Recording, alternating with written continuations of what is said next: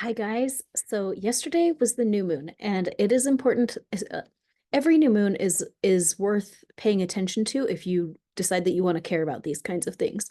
But I want to walk us through what just happened yesterday so that we can use it to help ourselves prepare for the lunar eclipse that is coming up in just 2 weeks. Okay, let me share the screen. Okay, this eclipse, sorry, the new moon took place at about 5 in the morning over Washington, D.C. And a lot of times I run things from Washington, D.C. because I live in America, but also I feel like as like the primary superpower of the world, that's just a really good way of looking at how the entire world is going to be affected is running it from Washington, D.C. That's just my own opinion. But this is what made it the new moon. The sun and the moon were exact at 20 degrees of Pisces. And look, even at 16 minutes, yep, that is the moment of the new moon. So that took place yesterday morning at 5 o'clock in the morning in Washington, D.C.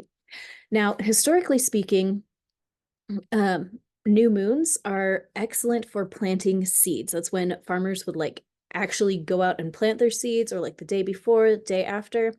We're in a new moon energy for a couple of days on each side.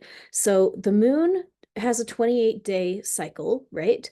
So you have your new moon, and then you have your first quarter moon, then you have your full moon, and then your third quarter moon, and then you're back to a new moon. And so each of those takes about a whole week to accomplish. And so um, in my own mind, I kind of view like 3 days on either side. We're building up to a new moon and then building down out of it and then building towards the first quarter moon and then building up towards the full moon, so we're going on this cycle basically. So we're still in new moon energy, and that's really good news for all of us because we haven't had a chance to talk about it on my YouTube channel yet. But the lunar eclipse that's coming up on March 25th, this is the new moon that's building up to that full moon. Okay. So the stuff that happens right now on this new moon is going to have a couple of different cycles associated with it. There's going to be this 2-week cycle as we build up to the full moon, and then it's going to culminate on the eclipse, which is a new moon. Okay, all solar eclipses are new moons. So this is the final new moon before this next solar eclipse.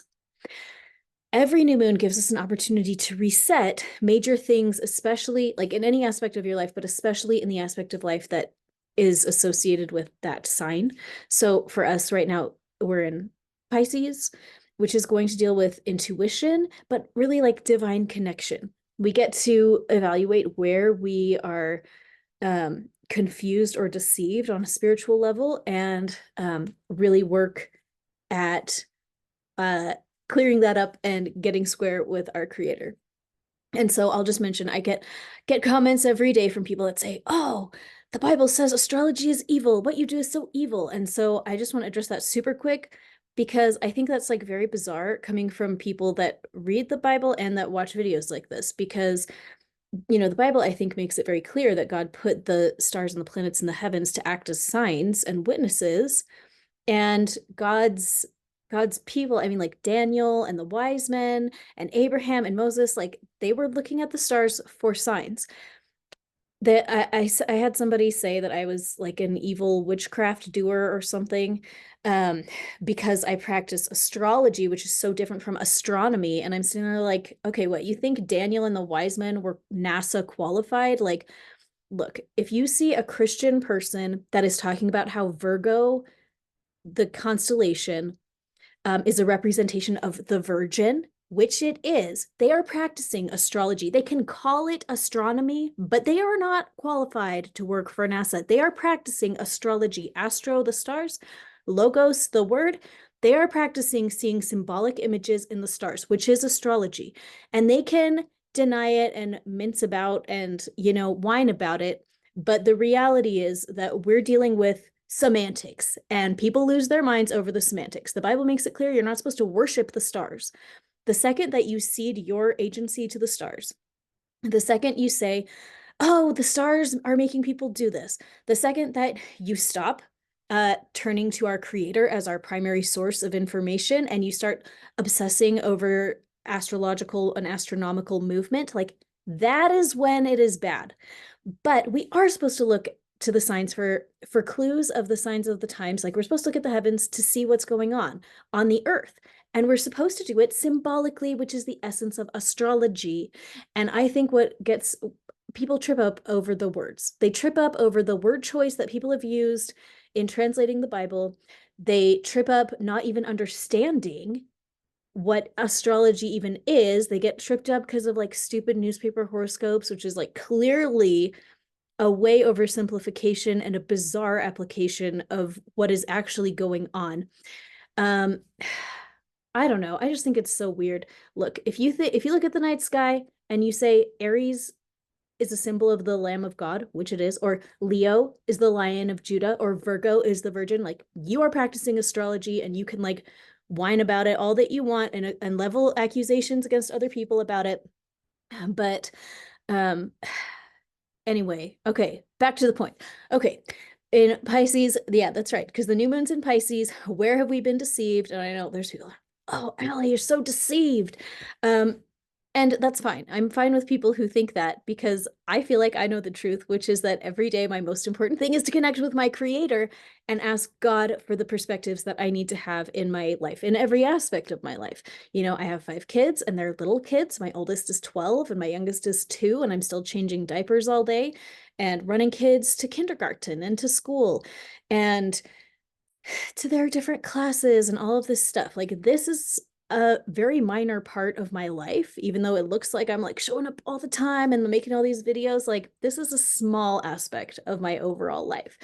And I live a normal life. And every single day, the most important part of my life is connecting with God and making sure that every day I'm doing my very best to connect with my creator and make sure that I'm doing the right thing every day. And that's all that we really can do.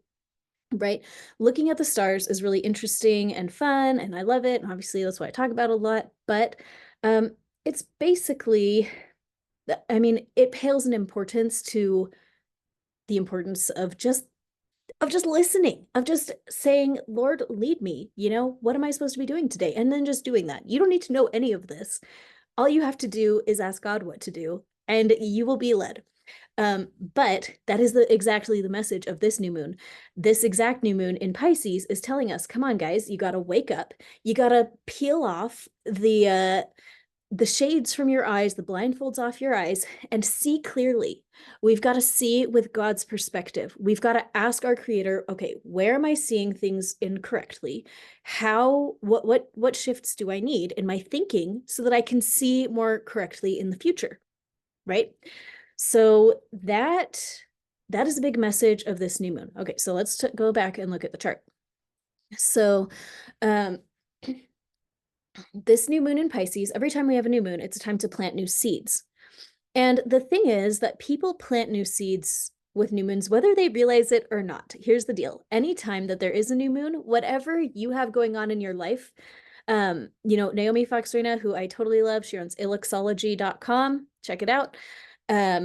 She points out that whatever emotions you have that are running high during a new moon, those are the seeds that you're planting. Okay, everyone has emotional stuff come up during new moons. They may not notice it, they may not realize that's what's happening, but it is happening. And those are the seeds that are getting planted. The wonderful thing about being intentional with this is that you can look at your own life, and instead of just being run by your own emotions, they'll just like pop up and explode out of you and you don't understand them. You get to take a step back and say, okay, what am I feeling? Why am I feeling that? What should I do about it? Ask our creator, what should I do about it? Am I emoting in a way that is in line with the divine perspective? Okay, because all of our emotions are a reaction to our own internal beliefs, which the example that I always give about this is like if you're driving on the road and somebody cuts you off, and if you have a default belief setting that says everybody hates me, they're all out to get me, nobody cares about me, you're gonna lose your mind and be very upset. If you have a default belief setting that says people are doing their best, you know, nobody's out to get me, they're all just living their life, and if somebody cuts me off, it's because they were living their life. If you have the second kind of belief program, your emotions are going to be really different.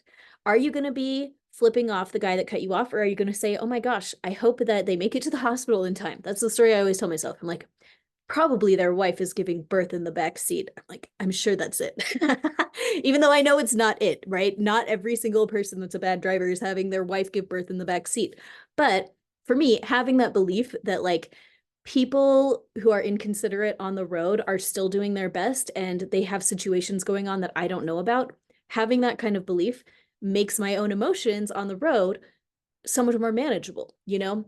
I'm not saying I never like get angry at somebody that cuts me off or something, but like I'm a much less angry driver now than I ever have been, because as these big feelings come up, then I have to sit there and say, okay, what is the belief that's underlying this response? And then we dig through it and start to change it intentionally. And then when we change those beliefs, we have a completely different emotional outcome. So I teach about all of this at allyduzetclasses.com. And seriously, if you are not in there, I'm just really going to tell you, just go sign up there, please, because it will change your life. Everything in there is really fast. And it's just like, it's like easier than therapy. This is the site, allyduzetclasses.com. That's me. Now I have a membership, so for less than $30 a month, you get access to like 100 different sessions that can change your life. But these are free, the foundational sessions, and you should just do them. They won't take you very long, and they will change your life, and they're going to start helping you rewire your brain so that you're not completely run by your emotions. So let's bring it back to this new moon, because what happens is, you know, when you're in an unconscious state, when you just live your life and emotions happen to you, and that's what it feels like. It feels like you are just living your life and you can't help the big feelings that are coming up in your life. It feels out of control. Those are the seeds that you're planting with the new moon, and then you reap the harvest, right? You reap that harvest later on in that month, and then later on in these various different cycles that I'm going to talk about in a minute. But we have these monthly cycles, we have like 6-month cycles, we have year-long cycles, we have 18-month year cycles, and then 18-month cycles, and then 18-year cycles. And everything that we do affects each of these cycles, okay? Which I know starts to get a little wacky sounding. I mean, like if you try to think about it, it's like, oh, you start seeing this big spiral out of how all of our decisions impact us in different ways down the road at these different intervals. So I mean, probably a good example would be like marriage. Okay, so you get married. You get married on January the 1st, okay? An easy date to keep track of. And that decision is going to affect you 6 months from that time. It's going to affect you a year from that time. It's going to affect you 9 years from that time and 18 years from that time, right? In these different ways. But the decisions that you make that day come back. Your whole life, you're going to revisit these different decisions. And marriage is a very obvious one because it affects you in like obvious ways, in legal ways. Even if you get a divorce later on, you're still going to see how that decision impacts you down the road. But actually, all of our days are like this. You know, every decision that you make every day is going to have echoes that come back in the future. And our entire lives are the sum total of all the decisions that we have ever made over the course of our lives, compounded daily. Okay, so I hope this is making sense. I hope I'm not exploding your brain too much. But the point is, now that you know that new moons are a powerful time and that you're planting seeds either way, right? Now it's time to be intentional. Today is a great day to sit down with a piece of paper and actually write down the things that you want to see out of your life. What do you want to harvest out of your life? What are the different opportunities that you hope will magically show up for you in your life? If you could choose how your life goes, how would you choose it to go? And how would that, what do you want to choose for 2 weeks from now, 6 months from now, a year from now, 18 months from now, and 18 years from now? Okay, so we're going to do like weeks, months, a year, year and a half, and 18 years. So man, I don't have my notebook with me that I was working on this today. And now I can't remember all the specific stuff I wrote down, but I was just kind of thinking like, what do I want a year from now? What do I want 20 years from now, that 18 years from now, what do I want all these different years from now? Just writing down, like, I decide that 18 years from now, I want to, own a home outright. I want to be traveling 3 times a year, or like whatever your goals are. I want to be fit. I want to be healthy in 18 years. I want to, have a good relationship with my children in 18 years. Right? Just writing that down, just writing down that you made the decision, that's planting the seed.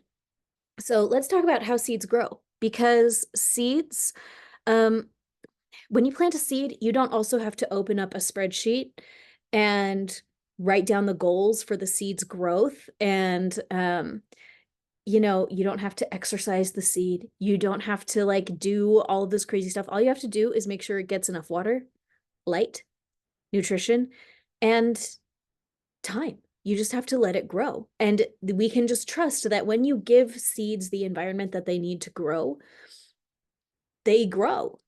So what does that look like for us?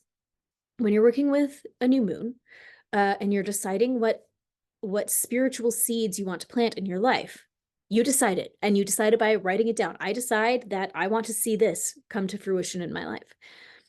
And then for me, I'm not a big fan of sitting down and crafting up a fancy plan about how to accomplish those seeds. I just don't think that's necessary when you're working with the power of the new moon. Okay. Um, I feel like then your next job is to literally hydrate yourself and drink water with electrolytes. Like, go hydrate, get your vitamins and minerals in, get the nutrients, go get the sunshine, go outside, be in God's planet and love it, and go experience some nature, and give yourself the time to let it unfold. We've got a weed, right? A plant can't grow in soil that's covered in weeds. And there's whole parables about this, right, in the New Testament, about, where a seed falls. Is it on thorny ground? Is it on rocks? Is it like in these different situations where seeds, it's not compatible with life? We are in charge of making sure that our own hearts are good soil for seeds. And I think I want to talk about that more tomorrow. So for today, I just want you to sit down and think, what do I actually want? What do I want out of my life? Like, you get one life, you get one chance at this. And for me, this just feels very critical to me. I mean, I don't know if other people think about this. If you do, I want to hear about it. But ever since I was a child, I have thought about this every day. I get one chance. Like, this is the time that I am embodied on this planet, and I'm going to make the most of it. Like, I'm going to do my best to get the things that I desire. Not to, I don't know. I don't want to imply that like it's right to just like use people and like, do terrible things to get what you want, but just to say that you get one chance to figure out what it's like to live in a truly healthy body.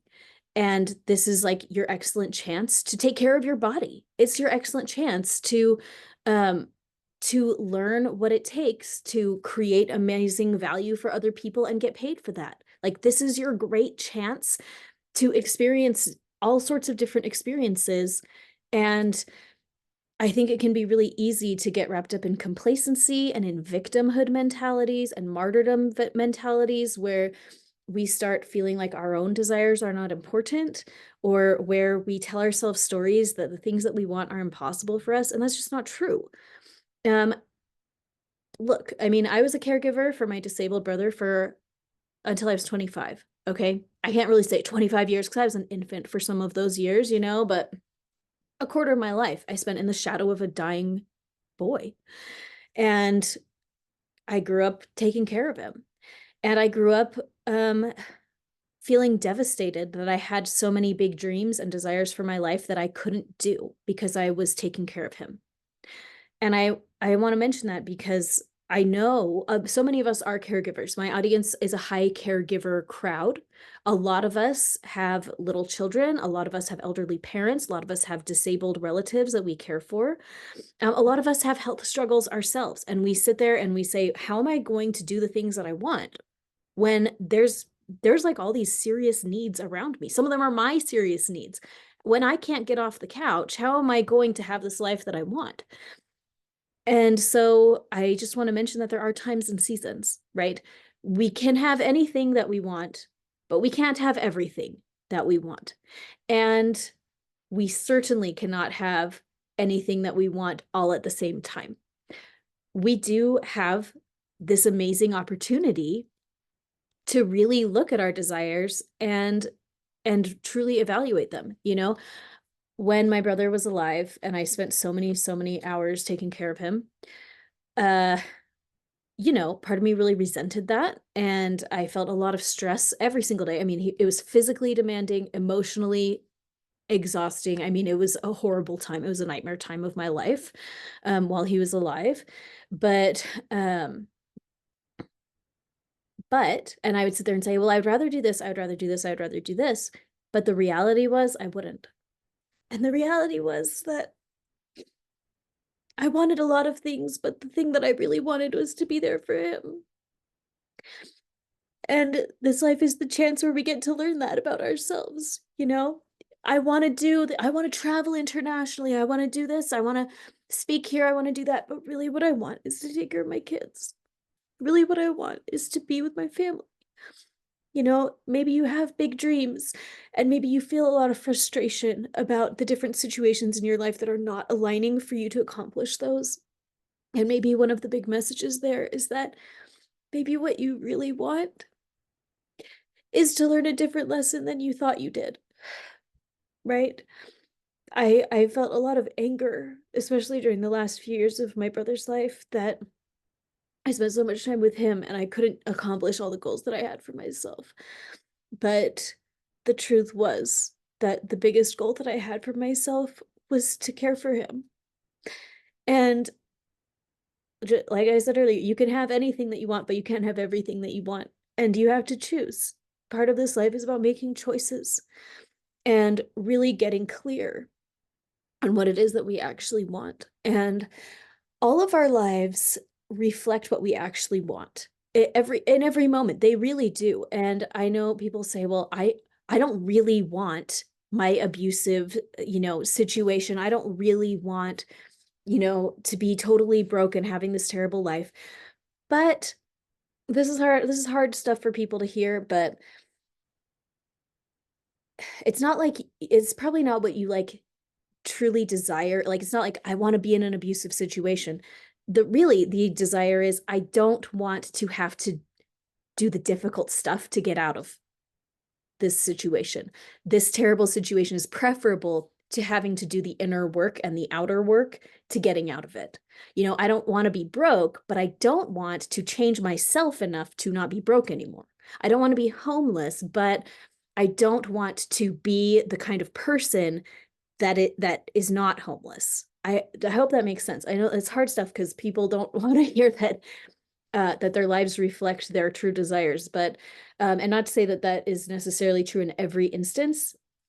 And we also have to remember that everything's on a time lag, right? Like if you wake up and you decide, I'm a different person today. I'm a different person today. I'm a person that no longer puts up with abuse, and I don't care if I have to be homeless to get out of this situation.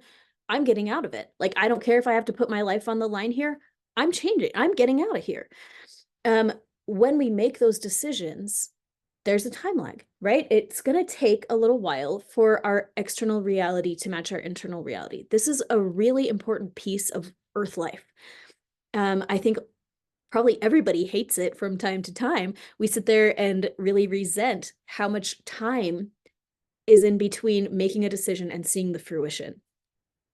A lot of times we give up. We make a decision that we're going to be different. And when things don't show up for us in time, we sit there and we're like, well, you know, I ate healthy and exercised for an entire 5 days and I'm still the same weight. So what's the point? I'm never going to lose weight. It's not even worth it. I'm going to go eat a whole thing of ice cream.